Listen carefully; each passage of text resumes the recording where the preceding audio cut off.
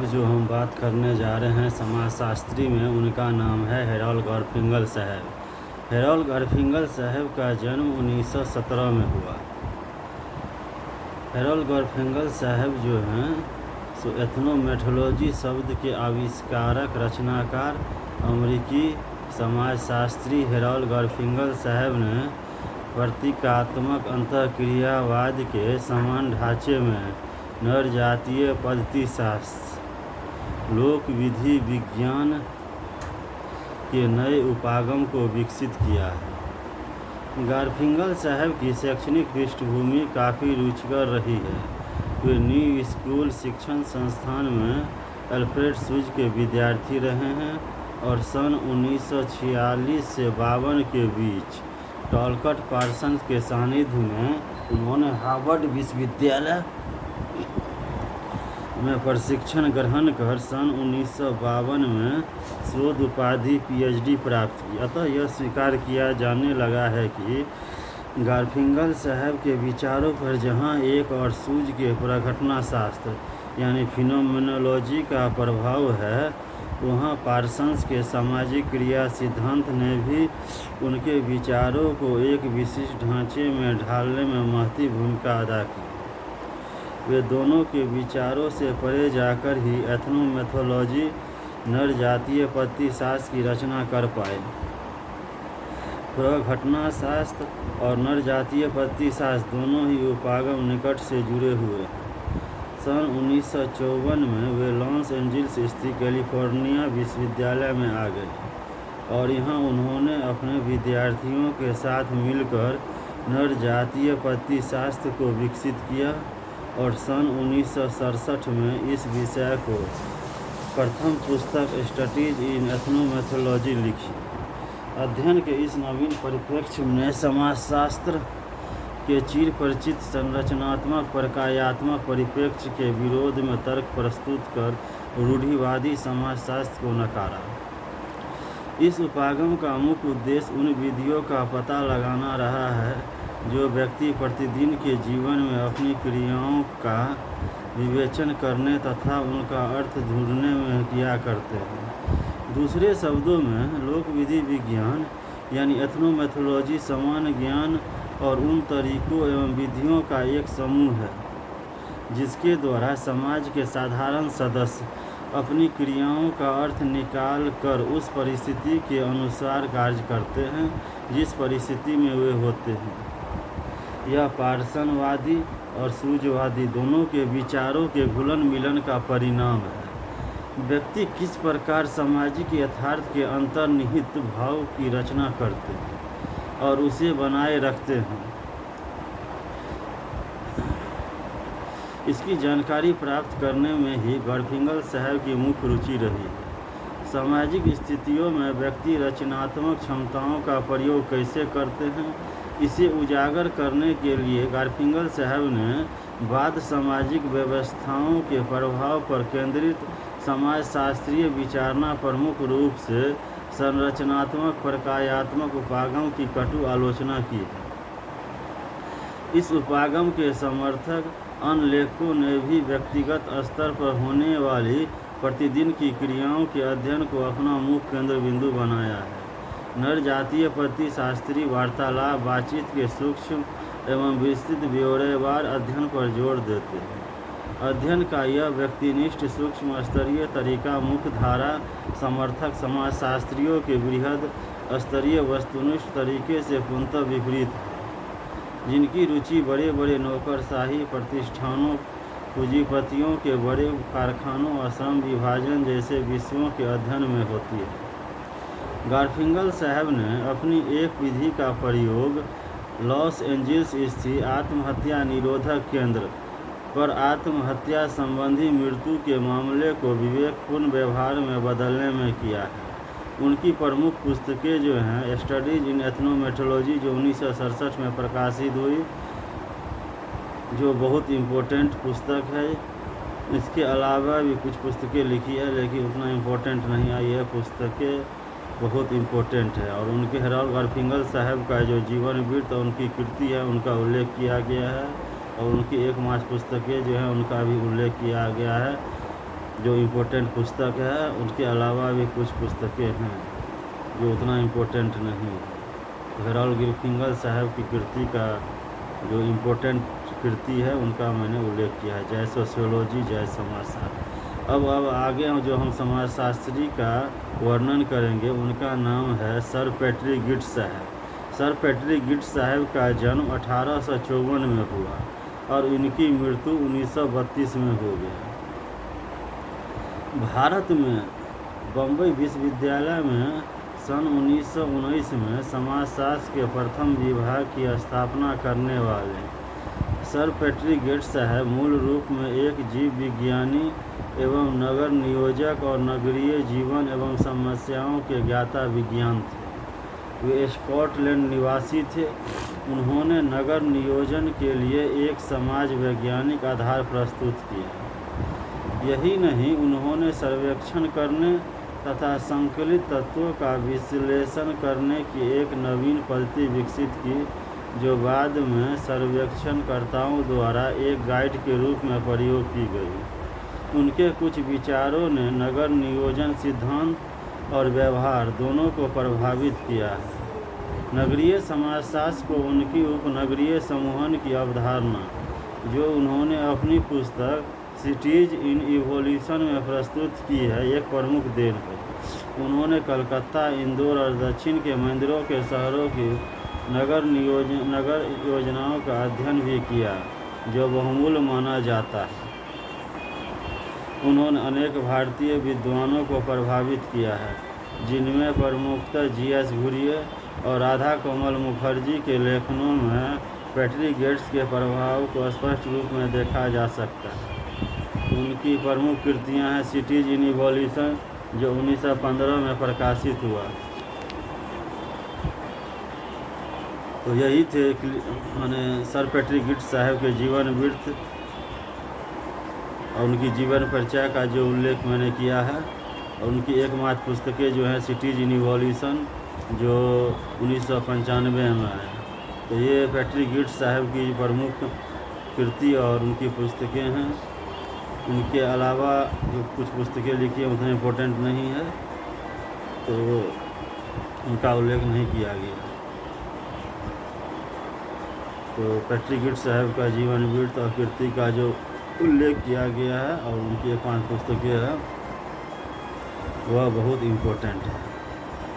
जय सोशियोलॉजी, जय समाजशास्त्र, जय सोशियोलॉजी, जय समाजशास्त्र। अब हम आगे जो वर्णन करेंगे वह अगले समाजशास्त्री हैं क्लिफोर्ड गिब्स साहब। क्लिफोर्ड गिब्स साहब का जन्म 1926 में हुआ। क्लिफोर्ड गिब्स साहब का जन्म 1926 में हुआ। सन 1980 और 90 के बीच मानव शास्त्र में उत्तर आधुनिकता सन 1980 और 90 के बीच मानव शास्त्र में उत्तर आधुनिकता की प्रवृत्ति को प्रेरित करने वाले क्लिफोर्ड गिब्स साहब मानव शास्त्रीय शोध में निर्वचनात्मक विधि यानी व्याख्यात्मक विधि के अग्रणी प्रणेता रहे हैं। अपनी उत्तर आधुनिकता यानी उत्तर आधुनिकता संबंधी अवधारणाओं और व्याख्या के रूपों के लिए गिब्स की कड़ी आलोचना भी हुई है। उनका प्रमुख कार्य इंडोनेशिया और आसपास का इलाका रहा है। सांस्कृतिक पारिस्थितिकी को लेकर उन्होंने सन 1963 में कृषिक जटिल संरचना, सन 1960 में जावा का धर्म नामक पुस्तक लिखी और राष्ट्र निर्माण पर सन 1965 में एक पुस्तक पुराने राष्ट्र नवीन राज्य का संपादन किया। सन 1960 के बाद गिब्स साहब ने सांकेतिक व्यवस्थाओं को अपने अध्ययन का केंद्र बनाया। उन्होंने संस्कृति के अध्ययन की तुलना ग्रंथों के अध्ययन से की और कहा कि एक उपन्यास के पढ़े जाने की भांति सांस्कृतिक व्यवस्थाओं को भी पढ़ा जा सकता है। गिब्स साहब ने अपने इस दृष्टिकोण को बड़े ही शक्तिशाली ढंग से अपनी पुस्तकों संस्कृतियों का निर्वचन 1973 और स्थानीय ज्ञान 1983 में रखा है, जिसकी बाद में कड़ी आलोचना भी हुई। उन्होंने अंतःक्रिया और सामाजिक संरचना की कीमत पर संस्कृति और प्रतीकों की महत्ता को बहुत बढ़ा चढ़ाकर प्रस्तुत किया। यही नहीं, यह भी कहा गया है कि ग्रीक साहब ने संस्कृति के एकीकरण और सुसंबद्धता की मात्रा को भी बढ़ा चढ़ाकर प्रदर्शित किया है। फिर भी ग्रीक साहब ने मानव शास्त्र की विद्या पर अपना गहरा प्रभाव अंकित किया है। उन्होंने संरचनात्मक प्रकार्यात्मकवाद, संरचनावाद और मार्क्सवाद जैसी वस्तुपरकतावादी व्याख्या के रूपों के एक वैकल्पिक सिद्धांतकार के रूप में अपनी छवि निर्मित की। उनकी जो प्रमुख कृतियां हैं उनका उल्लेख यहाँ किया गया है। पहला पुस्तक हो गया द रिलीजन ऑफ जावा, जो 1960 में प्रकाशित हुआ। दूसरा पुस्तक हो गया एग्रीकल्चरल इन्वोल्यूशन, जो 1963 में प्रकाशित हुआ। तीसरा पुस्तक हो गया ओल्ड सोसाइटीज न्यू स्टेट, जो 1965 में प्रकाशित हुआ। चौथा हो गया इस्लाम ऑब्जर्व्ड, जो 1968 में प्रकाशित हुआ। पाँचवा हो गया द इंटरप्रिटेशन ऑफ कल्चर, जो 1973 में प्रकाशित हुआ। छठा हो गया लोकल नॉलेज, जो 1983 में प्रकाशित हुआ। सातवां हो गया works and lives the anthropologist as author, जो 1988 में प्रकाशित हुआ। आठवां हो गया after the fact for decades two countries and anthropologist, जो 1995 में प्रकाशित हुआ। तो ये जो पुस्तकें यह बहुत इम्पोर्टेंट है। 8 पुस्तकों का जो वर्णन किए गए हैं, और क्लिफोर्ड गिब्स साहब का जो जीवन वृत्त और उनकी कृति है उनका उल्लेख किया गया है।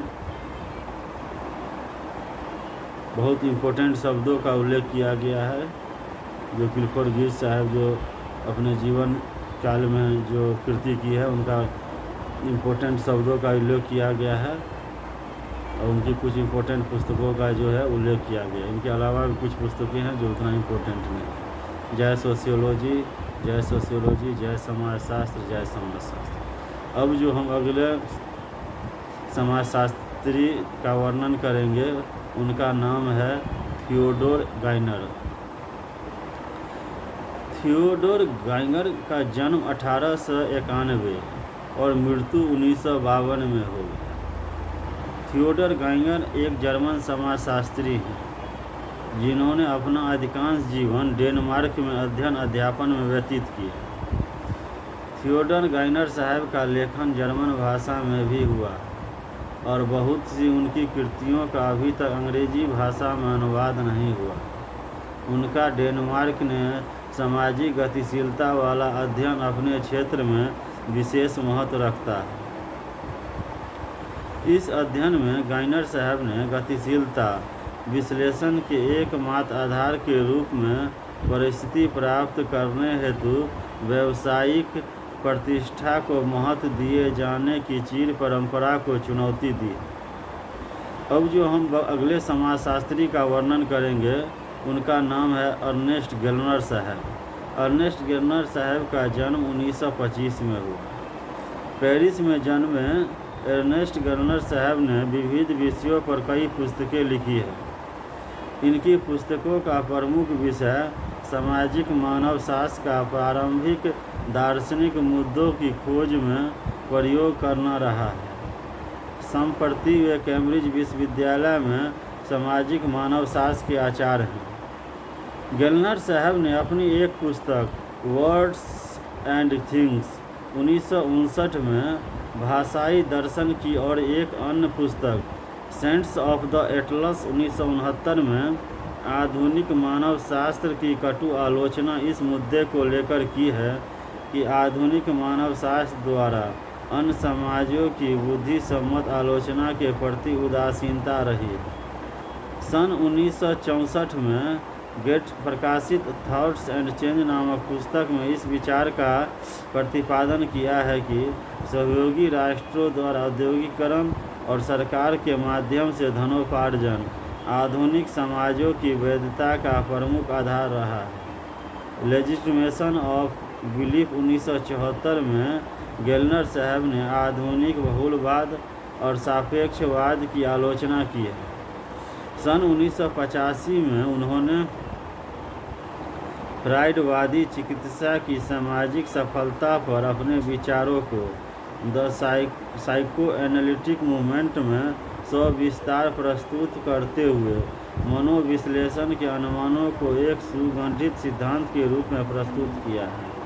उनकी जो प्रमुख पुस्तकें हैं, वर्ल्ड एंड थिंग्स जो 1959 में प्रकाशित हुआ, थॉट एंड चेंज जो 1964 में प्रकाशित हुआ, सेंस ऑफ द एटलस जो 1969 में प्रकाशित हुआ, लेजिटिमेशन ऑफ बिलीफ जो 1974 में प्रकाशित हुआ, मुस्लिम सोसाइटी जो 1982 में प्रकाशित हुआ, नेशन एंड नेशनलिज्म जो 1983 में प्रकाशित हुआ, द साइकोएनालिटिक मूवमेंट जो 1985 में प्रकाशित हुआ, फ्लफ स्वर्ट एंड द बुक जो 1988 में प्रकाशित हुआ, state and society in Soviet thought जो 1988 में प्रकाशित हुआ, रीजन एंड कल्चर जो 1992 में प्रकाशित हुआ, कंडीशन ऑफ लिबर्टी जो 1994 में प्रकाशित हुआ। तो ये इम्पोर्टेंट जो हैं सो अर्नेस्ट गेल्नर साहब की कृति और उनकी जो प्रमुख पुस्तकें हैं उनका उल्लेख किया गया है। जय सोशियोलॉजी, जय समाजशास्त्र, जय सोशियोलॉजी, जय समाजशास्त्र। अब जो अगले समाजशास्त्री का हम वर्णन करेंगे उनका नाम है गोविंद सदाशिव घुरिये साहब। गोविंद सदाशिव घुरिये साहब का जन्म 1893 और मृत्यु 1983 में हो गया। गोविंद सदाशिव घुरिये साहब भारत के उन कतिपय गणमान्य प्रतिष्ठित अग्रणी समाजशास्त्रियों में से है जिन्हें भारत में समाजशास्त्र विषय को परिणत करने का श्रेय दिया जाता है।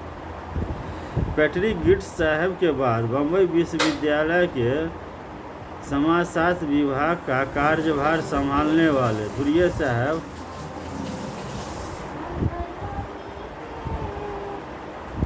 प्रथम भारतीय विद्वान थे। यही कारण है कि कुछ लोगों ने इस विषय के संस्थापक के रूप में घुरिये साहब को भारत के समाजशास्त्र के पिता की उपाधि से भी विभूषित किया है।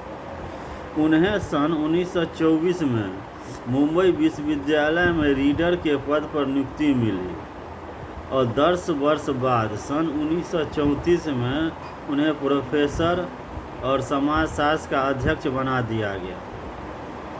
वे यहाँ 35 वर्षों की एक लंबी अवधि तक इस विभाग के अध्यक्ष रहे।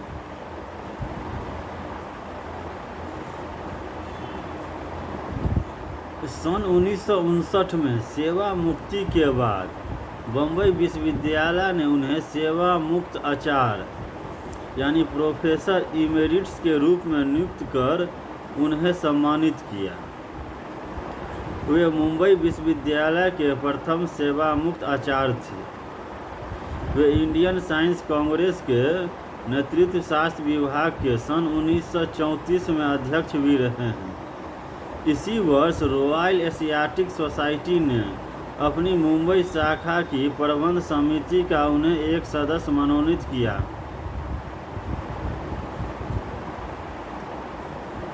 सन 1942 में वे मुंबई की एंथ्रोपोलॉजिकल सोसाइटी के अध्यक्ष बने और सन 1948 तक वे इस पद पर रहे। भारत में समाजशास्त्र के प्रथम संगठन जिसकी स्थापना सन 1952 में इंडियन सोशियोलॉजिकल सोसाइटी के नाम से मुंबई में हुई की शुरुआत करने में आप प्रमुख प्रेरणा स्रोत रहे हैं। इस संस्था द्वारा प्रकाशित पत्रिका सोशियोलॉजिकल बुलेटिन के प्रधान संपादक के रूप में शुभारंभ करने में आपने महत्वपूर्ण भूमिका अदा की है। घुरिये साहब का जन्म महाराष्ट्र के मालवण गांव में एक अत्यंत रूढ़िवादी शाश्वत ब्राह्मण परिवार में हुआ था। उनका परिवार अत्यधिक धर्मपरायण और धर्मनिष्ठ था। परिवार के धार्मिक वातावरण, धर्मनिष्ठा और संस्कृत ज्ञान का घुरिये के साहब के जीवन पर अक्षुण्ण प्रभाव पड़ा है। उनकी प्रारंभिक शिक्षा दीक्षा मालवण गांव में स्कूली शिक्षा जूनागढ़ गुजरात में और उच्च शिक्षा मुंबई के सुप्रसिद्ध एलिफेंस्टन कॉलेज में हुई। सन 1918 में यहीं से तुलनात्मक भाषा शास्त्र अंग्रेजी संस्कृत और पाली में एमए प्रथम श्रेणी में उत्तीर्ण कर कुलपति का अत्यंत दुर्लभ स्वर्ण पदक अर्जित किया। एमए करने के बाद वे इसी कॉलेज में प्राध्यापक बन गए। इस अवधि में वे मुंबई विश्वविद्यालय में गेट्स के संपर्क में आए, जो वहाँ समाजशास्त्र के विभागाध्यक्ष थे। धुरिये साहब ने गेट्स के निर्देशन में एक नगरीय केंद्र के रूप में बम्बई विषय पर एक लेख लिखा। इस लेख के आधार पर गेट्स साहब की सिफारिश पर उन्हें विदेश में आगे पढ़ने की छात्रवृत्ति मिल गई और वे लंदन चले गए। यहाँ उन्होंने विश्व प्रसिद्ध संस्थान लंदन स्कूल ऑफ इकोनॉमिक्स में से कुछ समय तक एलटी हाउस के साथ कार्य किया। बाद में वे कैम्ब्रिज विश्वविद्यालय चले गए, जहाँ उन्होंने WHR रिवर्स के सानिध्य में शोध कार्य किया। धुरिये साहब की शोध उपाधि PhD प्राप्त होने के पूर्व ही प्रोफेसर रिवर्स की मृत्यु हो गई। बाद में उन्होंने अपने शोध कार्यों को AC हेडन के निर्देशन में पूरा किया, जो सन 1932 में भारत में जाति और प्रजाति के नाम से प्रकाशित हुआ। इस प्रथम पुस्तक ने ही बौद्धिक जगत में धुरिये साहब की प्रतिभा की छाप अंकित कर दी।